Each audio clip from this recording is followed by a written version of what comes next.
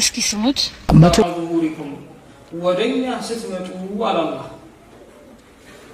ወደኛ ስትመጡ ብቻችሁን ሆናችሁ መጣችሁ አይደለም። እነዛ ምድር ላይ ይወዱናል እንወዳቸዋለን ጀማ ምናምን ብላችሁ አብራችሁ ጊዜ ስታሳልፉ የነበሩት ሰዎች ከቀብር መልሰዋችሁ ተመለሷል። ቀብር አስገብተዋችሁ ከቀብር ተመለሷል። ብቻችሁን ሆናችሁ መጣችሁ አይደል? ይሄ አያ በጣም ትዝ ይለኛል አለ ማ አግና ዐኒ ማሊያ ያለኝ ገንዘብ ስልጣኔ ሀለከ ዐኒ ሱልጣንያ ስልጣኔ ገንዘቤ ምናምን በዙሪያ የነበሩት ሰዎች ምናምን በሙሉ ተበትነው አላህ ፊት ብቻዬን የምቀርብባትን ቀን ሳስባት በጣም ፈራዋል። ስለዚህ ወጣትነታችሁ ምን ላይ ነው እያሳለፋችሁ ያላችሁ?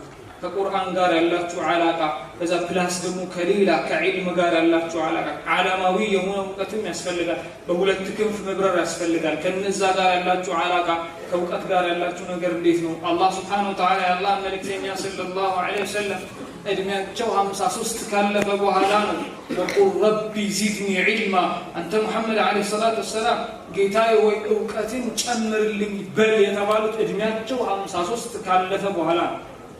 ስለዚህ ከእውቀት ጋር ያላችሁ አላቃ እንዴት ነው? ቦዲ ስትራክቸራችሁ መጀመሪያ ላይ መግቢያ ላይ እንደተናገርኩት ተስተካክሏል። خلاص አፈር የሚበላው ነገር አፈር የሚበላው ነገር ያላችሁ ሜንታሊቲ እይታችሁ የሆነ ነገር ከብዙ አንግል ማየት ጋር ታሪካችሁን ስለማወቅ ስለ ሀገራችሁ ስለ ዓለም ስለ እስልምና ምናምን ማወቅ ከቁርአንና ከሲረት ነብዩ አለይሂ ሰላቱ ወሰለም ጋር ያላችሁ አላቃ እንዴት ነው?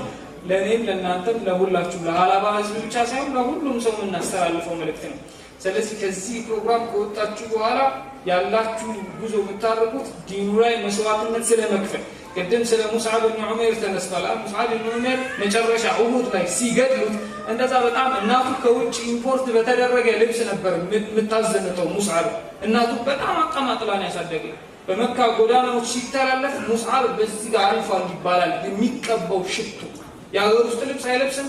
ከዓለም ጫፍ ነበር ሽቶ የምታስመጣለት እናቱ ሙስዓብ ኢብኑ ዑመይር። መጨረሻ ላይ ሲሞት ሰሃቦቹን ረሱል አለይሂ ሰላቱ ወሰላም እየወሰዱ ሲከፍኑ ሙስዓብ ኢብኑ ዑመይር ከፈን አጥቶ ሰሃቦቹ ሲሸፈኑ ያንን ያለችዋን ቁራጭ ከፈን ፊቱን ሲሸፍኑት እግሩ ይከፈታል። እግሩን ሲሸፍኑት ፊቱ ይከፈታል። እንደዛ ተቀማጥሎ ያደገ ከውጭ ኢምፖርት በተደረገ ልብስ ያማረ ወጣት ፊቱን ሲሸፍኑት እግሩ ይከፈታል። እግሩን ሲሸፍኑት